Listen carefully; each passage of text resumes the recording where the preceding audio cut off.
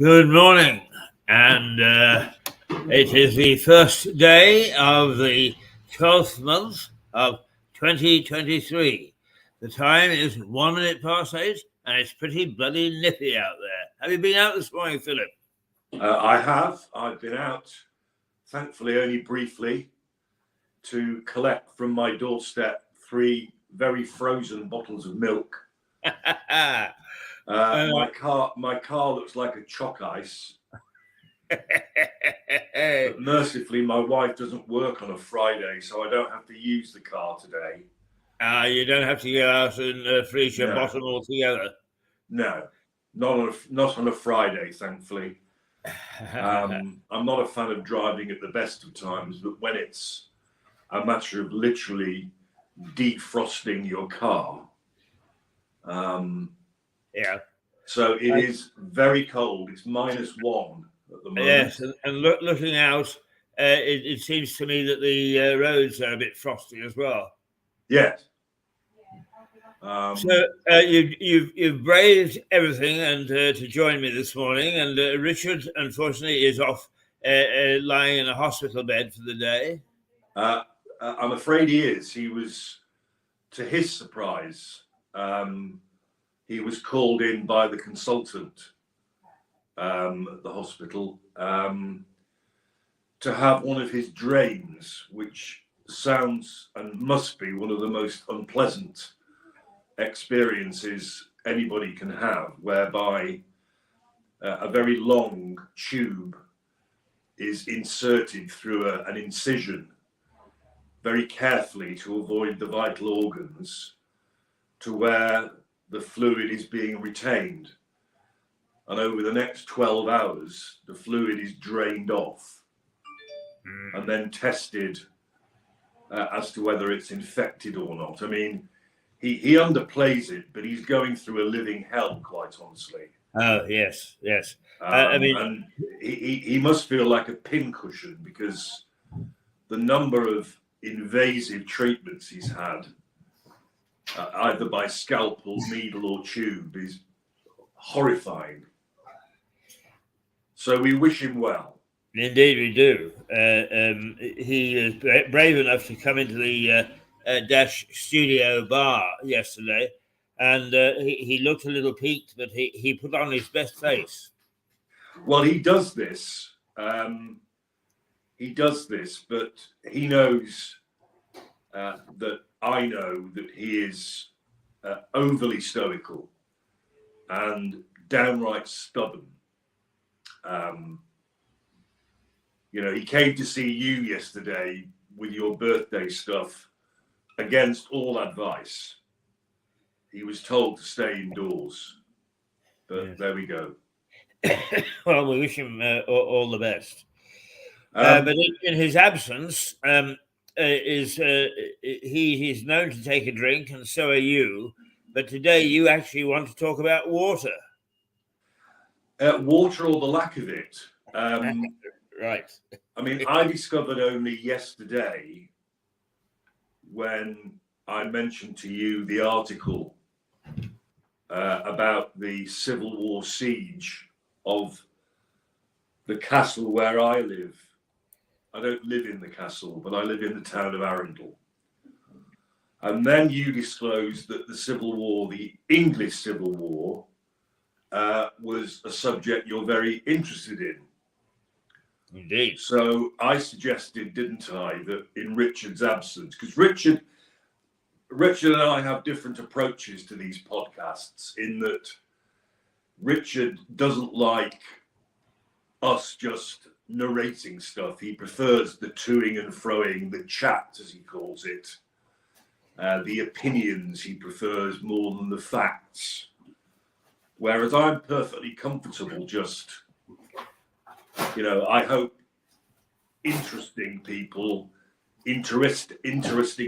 in and informing them about a particular subject, particularly if, like today with you, I have a partner in crime.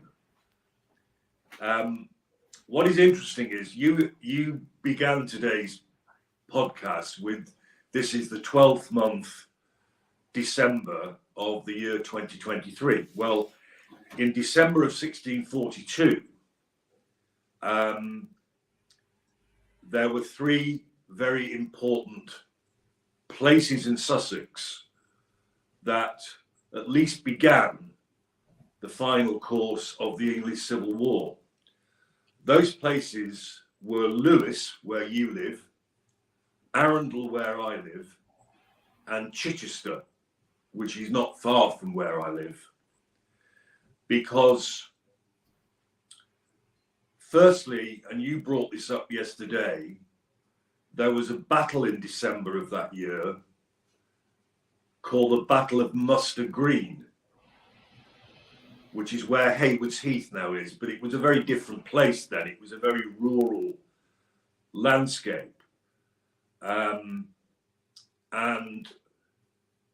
the Royalists, basically Sussex was deemed very valuable by both sides. In those days, Sussex had a very successful iron producing industry, and it also had the Cinque Ports and therefore access to the continent. And both sides valued that, the latter mainly if they have to escape. And Lewes was actually of the eastern part of the county, the then county town, and the most important community of the lot, bar none. Oh, quite so. It may have been rivaled by Chichester, but then again, Chichester is basically landlocked. The harbour is at Bosham. And Arundel was actually, I think, the third in line, really, not that important. But as you hinted at yesterday,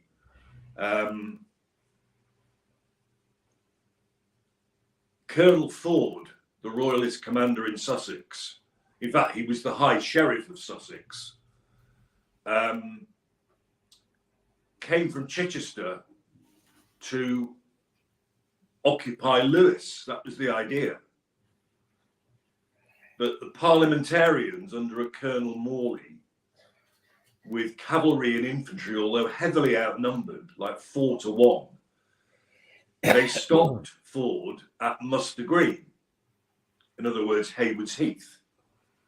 And they routed the Royalists, despite being heavily outnumbered, because something I always remember about the English Civil War was that the parliamentarians created a very, very efficient army. It became known, didn't it, as the New Model Army. Yes. And they weren't just very well trained in the art of war as it was. They were also well protected because they had body armor. They had those iconic helmets that were rather like the Roman helmets, weren't they? But they had a visor as well. Yes. And they were just a better fighting force, and that proved to be the case at Muster Green. Yes. Apparently, the experts say that no cannon were used at Muster Green. I think that's right. Which, as we'll come to find, was starkly not the case at Arundel. So basically, that's the furthest into what we now know as East Sussex that the Royalists ever got. And Lewes was safe. I mean, the Civil War was truly that. I mean, it simply divided overnight complete communities.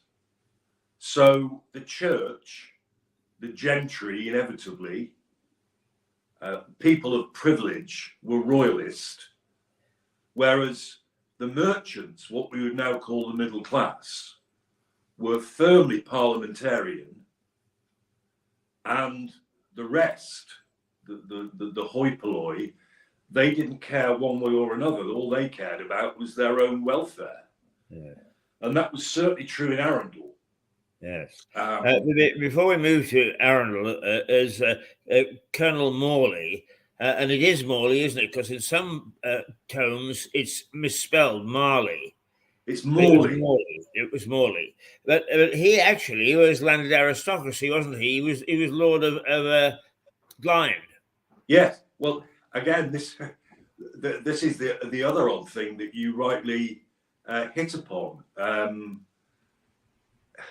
The gentry weren't entirely royalist, but generally they were. But Morley was, as you point out, very much an exception. But I wasn't going to go straight on to Arundel because Parliament were determined to keep control of Sussex, the entire county, what we now know as West and East.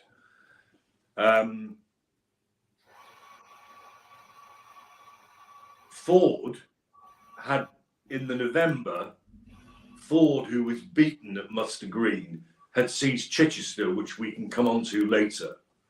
And again, Chichester was very different than it is today. Chichester was, in a sense, in its Roman state, and it was a walled city. So it was effectively fortified. And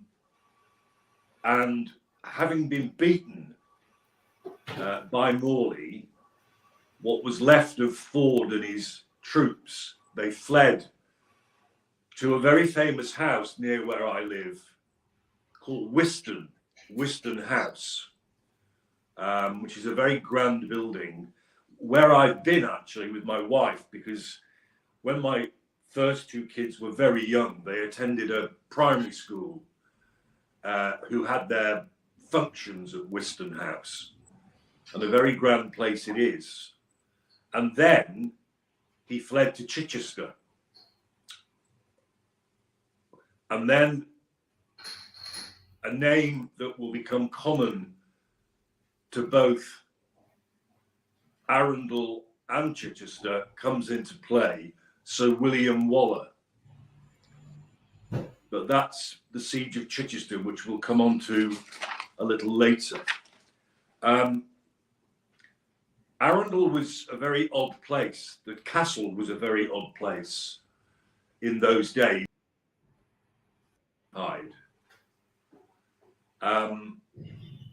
The man in charge, the Earl of Arundel, known as the Collector Earl, because he, and many of these collections still exist in the castle, he'd gone to Italy.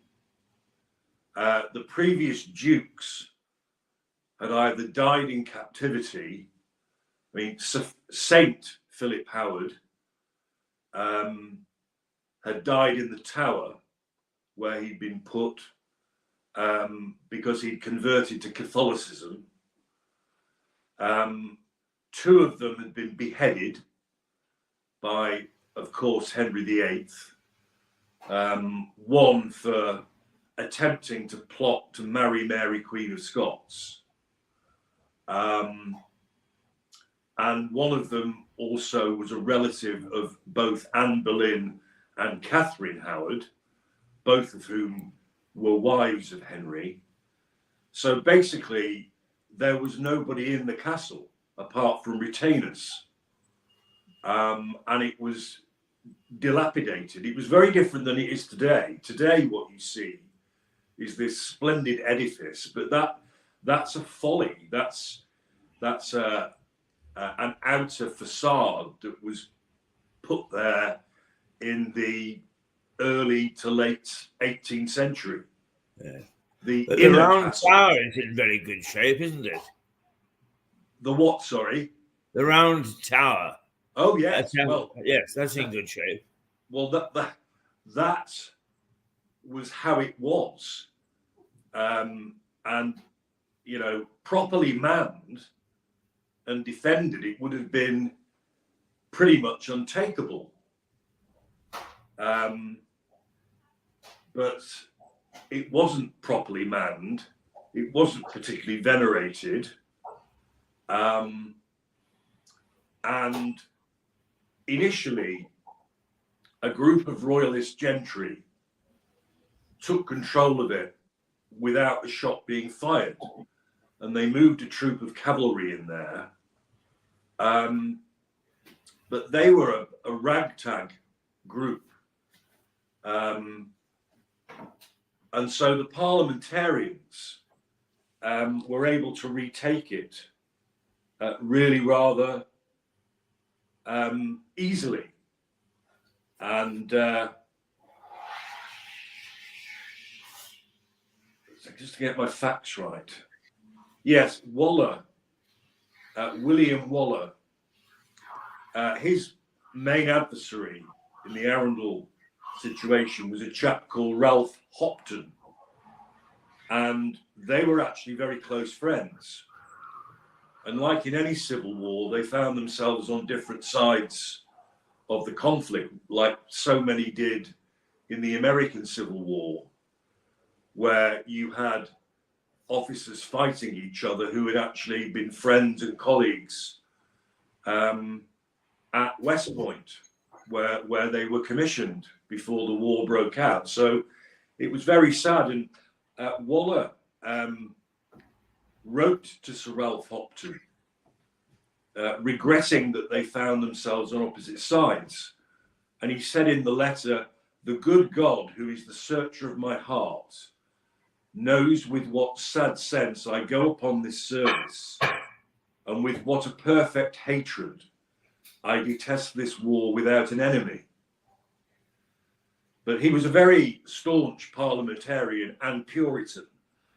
Yes. So he Just, did. just before we move away from the American Civil War, because there's a little vignette that I came across in Northern Ireland is both adversaries were Ulstermen, and the head of the British forces. Although actually, I think this is the War of 1812. I'm mistaken. Yes, Yes. It's the War of 1812. Yes. Sent a note to the opposite general saying, "Do come and have tea, because Aunt Emily will be very upset if we fight without doing that." Well, ironically, that sort of gentlemanliness plays a part in my story. But Waller retook very easily the castle from the royalists.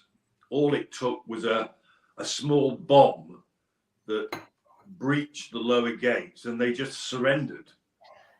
So that's where Hopton comes in.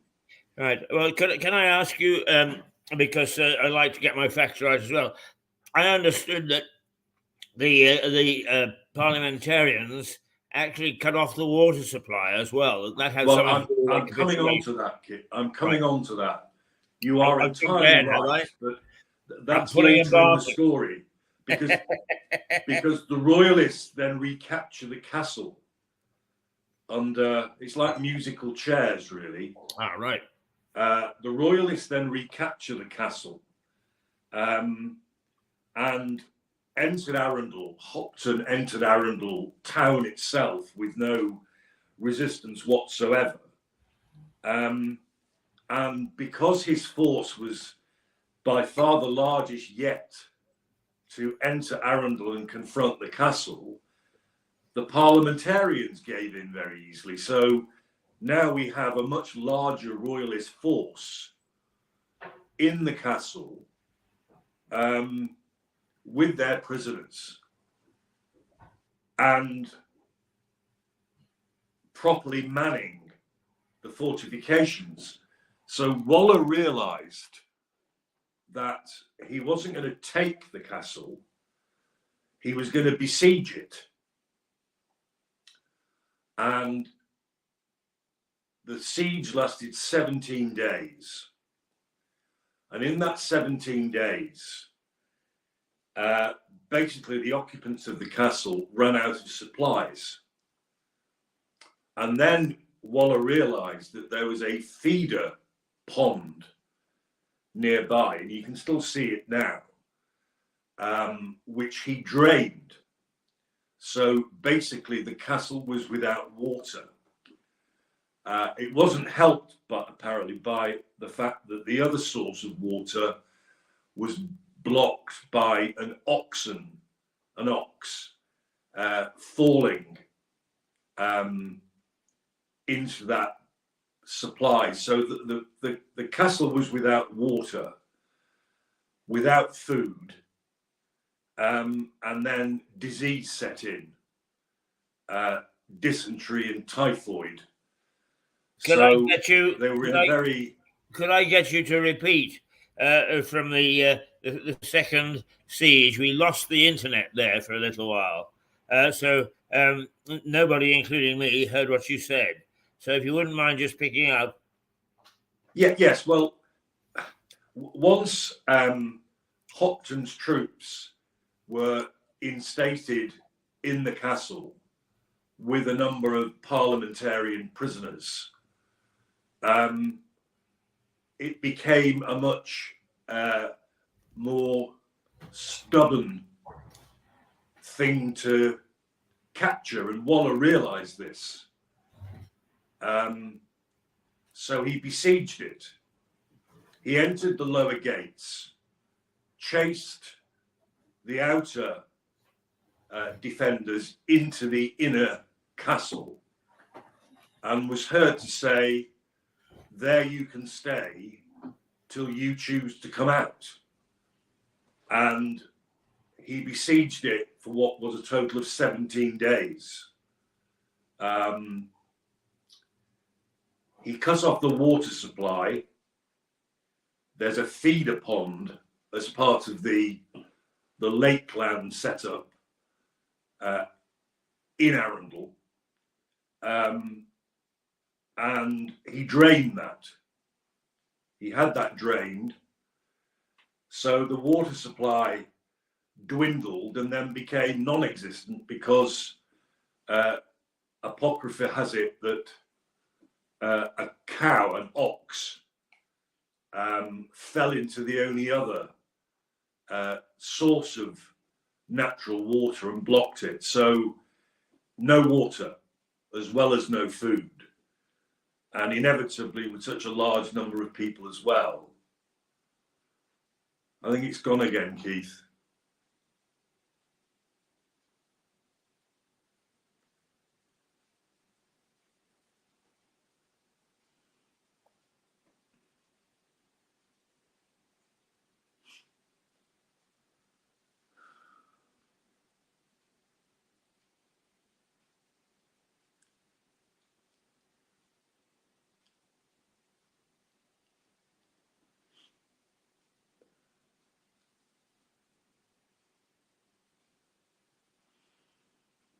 There we are.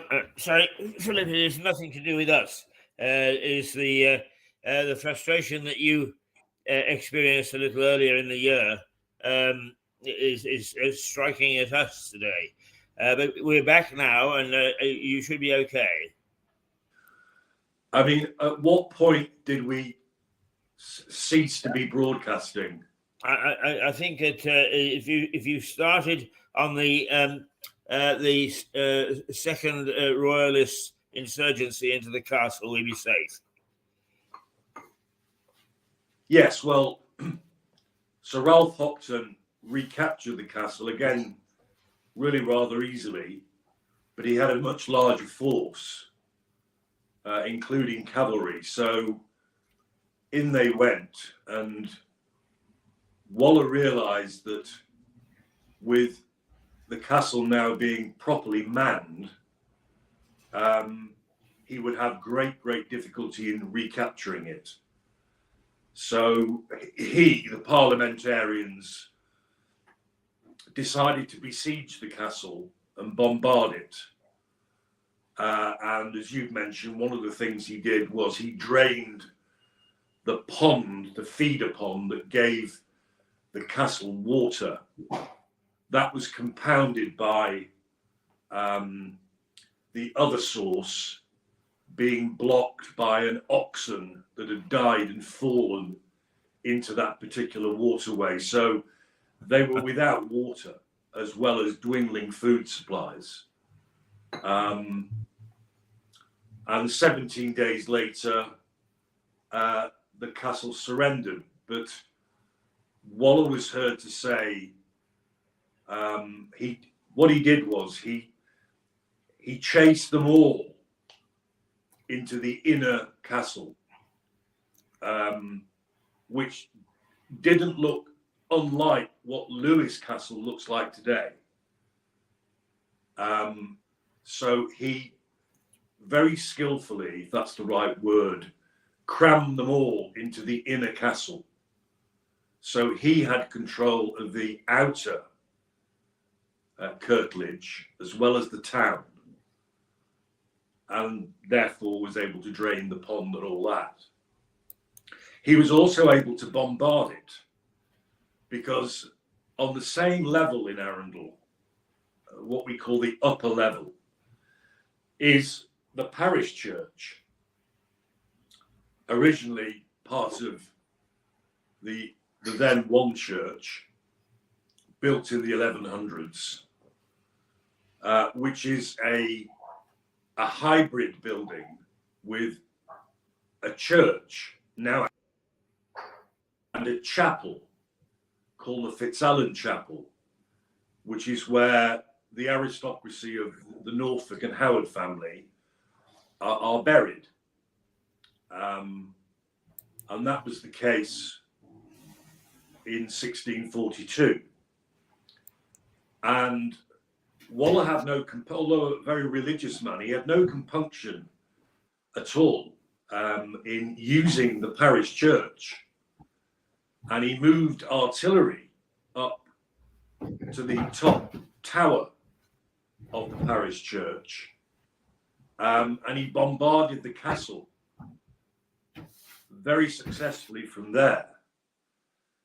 He also sailed heavy artillery, proper siege guns as we would call them now. He sailed them up the River Arun, and increased the bombardment from ground level. So he was completely in control. And bit by bit, it wore, as you can imagine, it wore down the occupants. They initially sent out a drummer boy to parley with Waller. And the drummer boy, it is said, was so hungry and so dehydrated that he refused to go back. He spotted them all eating food and drinking water, and he just said, "I'm changing sides. I'm not going back in there." So they still didn't give in. And then Waller, a stroke of gentlemanly genius, sent a messenger, and he invited 6 of the ladies of the commanders or officers in the castle to dinner, and they all came to dinner and had a bloody good feed. They did go back, but Waller knew that they would then berate their husbands, their menfolk, to say, "Don't be so bloody stupid. You know, he's completely in control. He's an absolute gentleman. Give in." And that's what they did. Within a day of him doing that, they surrendered. And that was it. Arundel was then firmly in the control of Parliament, and the townspeople themselves just went with the flow. Philip, is it your very deep historical knowledge, which is very impressive, is it throughout history that you've noted that the regard for the church, which we tend to have today and treat it with a tiptoe in, that throughout history people haven't done that. They've used it as arms dumps and headquarters and storing troops and so on. Yeah, well, that is entirely true of Arundel. The parish church and the chapel were used to billet troops. It is apocryphal, we think, but also they claim that the Fitzalan Chapel, because it was Catholic, was used to stable the horses as a further sort of insult. We don't know that was definitely the truth, but there's still graffiti in the parish church because during and after the Reformation, the parish church and everything to do with Catholicism was literally whitewashed out. The walls even now are whitewashed, although there has been some work done to recover what would have been glorious paintings, wall murals. And they have recovered 2 or 3 of them, and they are even now wonderful to behold. You can imagine the uneducated townspeople in the days of Catholicism, being wowed by all these beautiful things. But no, the parish church and the Fitzalan Chapel were used for precisely that. And as for this nonsense about churches being places of sanctuary, that was rarely observed.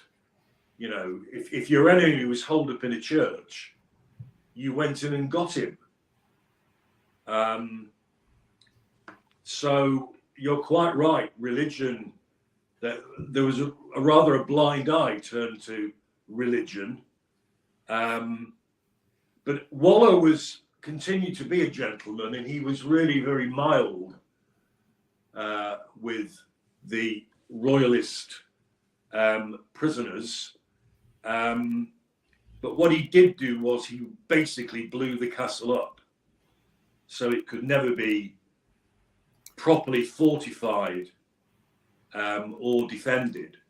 And in fact, it remained entirely unused for the next 150 years.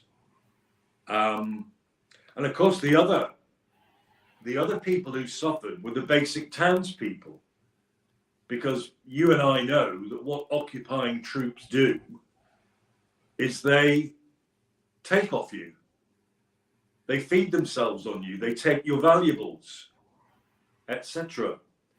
And in fact, many years later, the then mayor of Arundel submitted a substantial claim to Cromwell's government for compensation, as we would call it these days, and they received quite a lot of money. So Cromwell paid it? Yes, Parliament paid it. Yes, Parliament paid it. In 1645, Waller ceased to be a military commander because he wasn't, in Cromwell's eyes, he wasn't puritanical enough.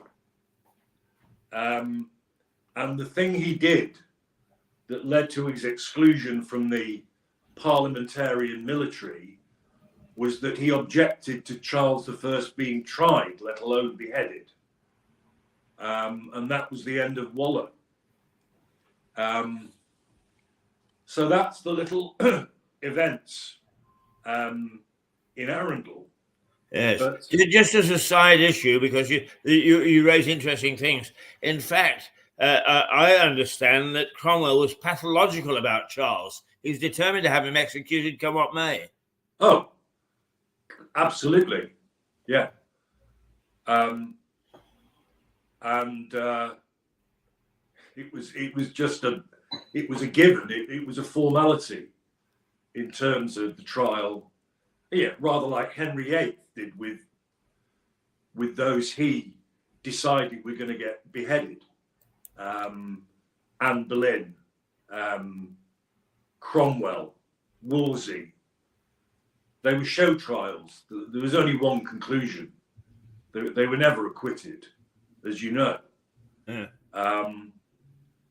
But going back to Munster Green, where Morley headed off Ford and saved, in parentheses, Lewis, Ford fled to Chichester, which, as I've said, was a very different kettle of fish than Arundel, and was in those days still a Romanesque fortified city.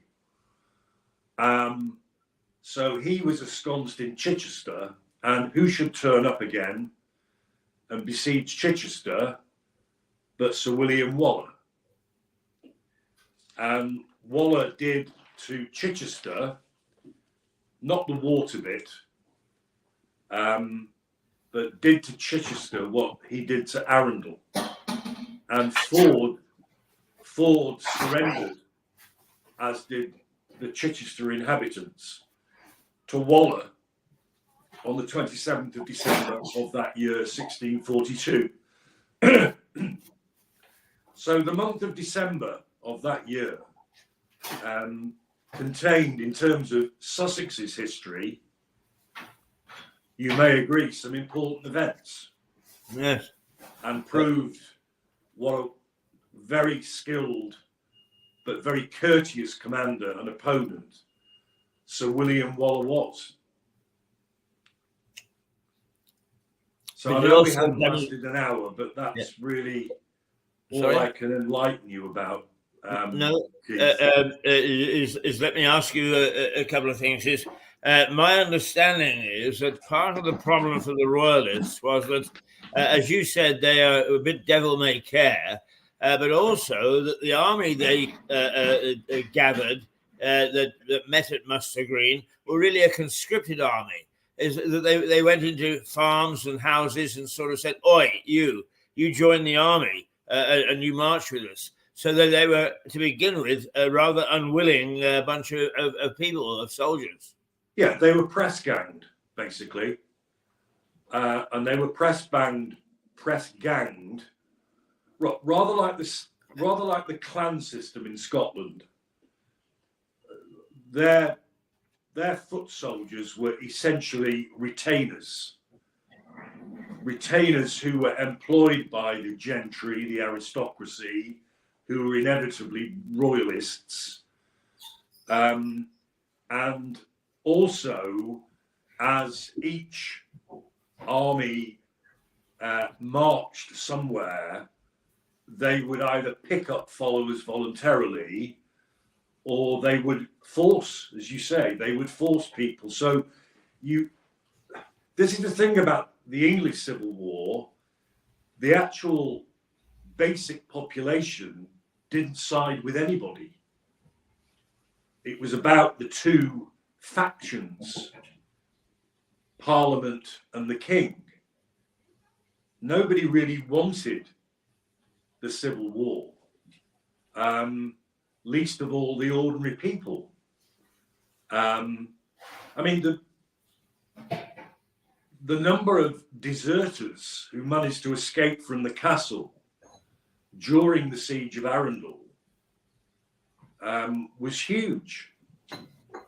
And that they would go over to the parliamentarian side. Obviously, the drummer boy story was possibly apocryphal, but these were unhappy, often press gang and hungry and thirsty people. So no, you're entirely right. Entirely right. And yes, I think in general terms, certainly the ragtag royalist military, some of it was all right, but a lot of it was very daring do and slapdash and rather sort of, jolly hockey sticks. But in fact, this was a very, very serious war with a very, very determined and serious parliamentarian army. And the rest, as they say, is history. Yes. I understand that after the battle was over, is that the Royalist army scattered right throughout the county and turned up in all sorts of odd places as they were escaping. Yeah, yeah. That was the point. They didn't. And I think that was a tendency throughout all of the big battles, as well as the skirmishes. You see, Hopton had promised because he didn't stay in the castle. He'd left. He's under the control of his sub-commanders. But he had promised to relieve the siege with another force of soldiers. He tried, but it didn't materialize because Prince Rupert, one of Charles's cronies, arguably one of the worst military commanders ever, it just failed to materialize. He couldn't provide the troops for Hopton to relieve the siege. Hopton still tried with a very small force, but Waller just sent like a third of his army and beat Hopton off, and they scattered everywhere. So, you know, Waller was completely in control. What happened to Hopton, I don't know.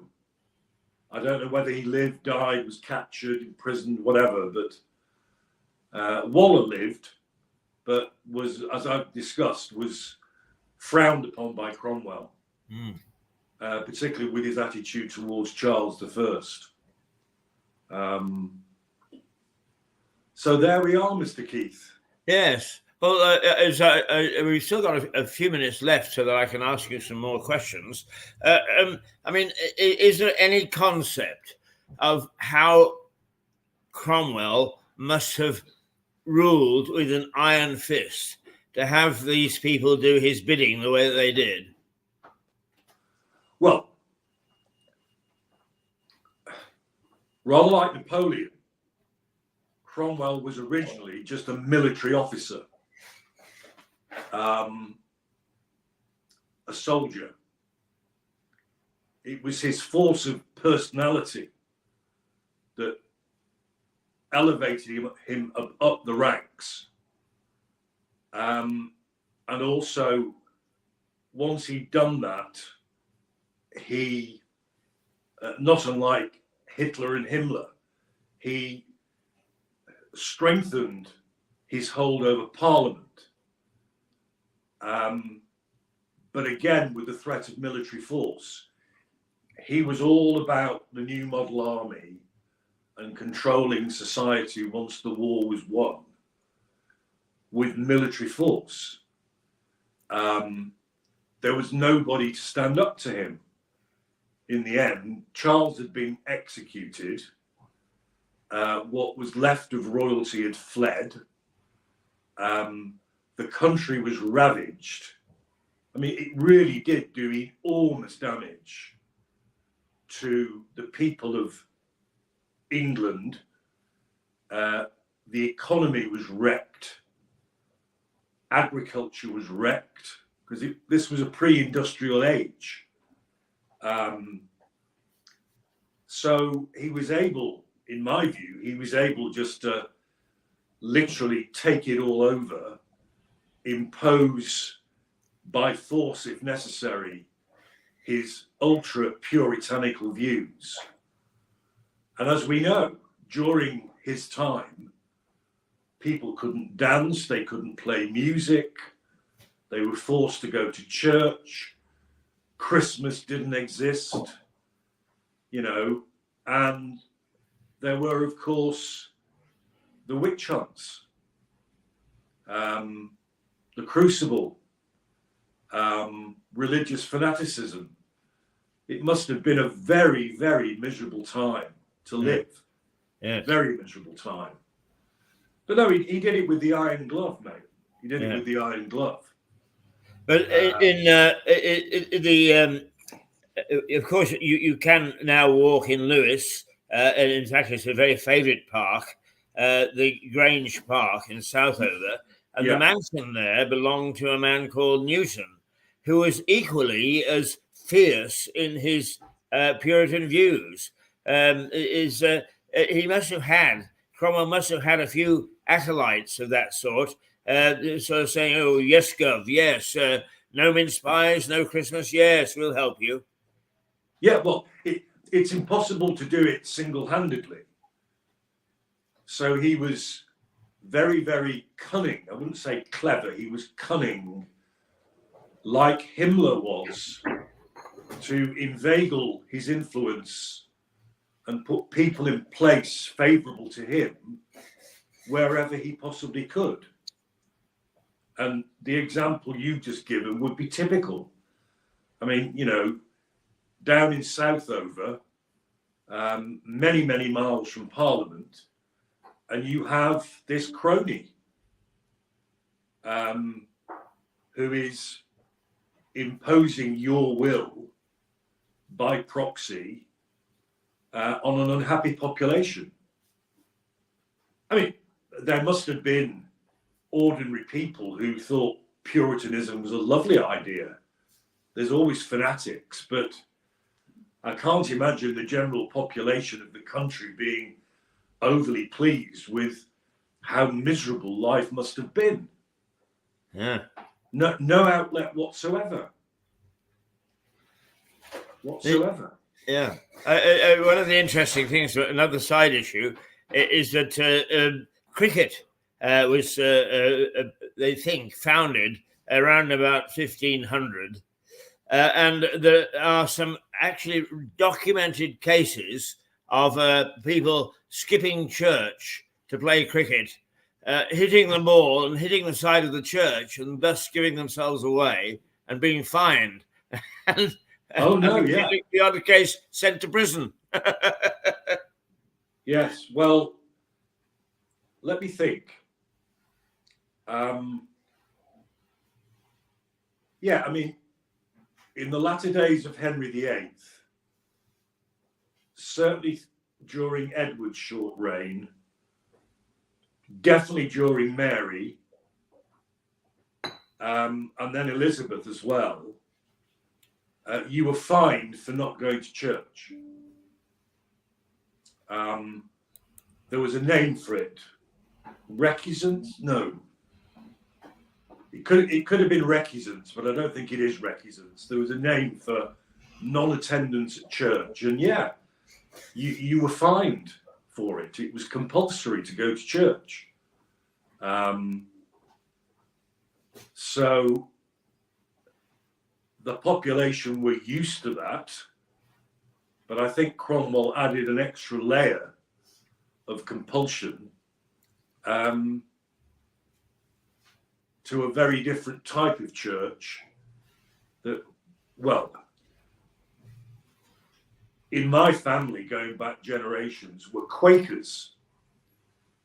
And I remember in my childhood up in the Northwest, I was brought up originally in a village called, then a village, now much bigger, but a village on the Cheshire-Derbyshire border called Disley, which is in the shadow of the Peak District. There was a meeting house called the Ring of Bells in central Disley. And I remember being taken there by my grandfather, my maternal grandfather.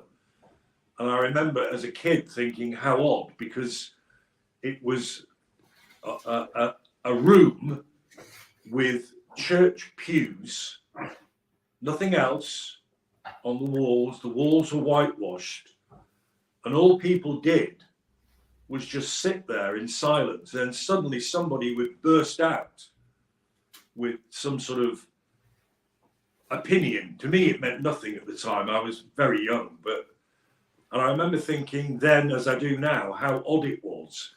And that's how it must have been like in the Puritan church. You know, there were no hymns, there was no organ, there was no pomp and circumstance, no there was liturgy, but there was no, to my knowledge, there was no proper communion.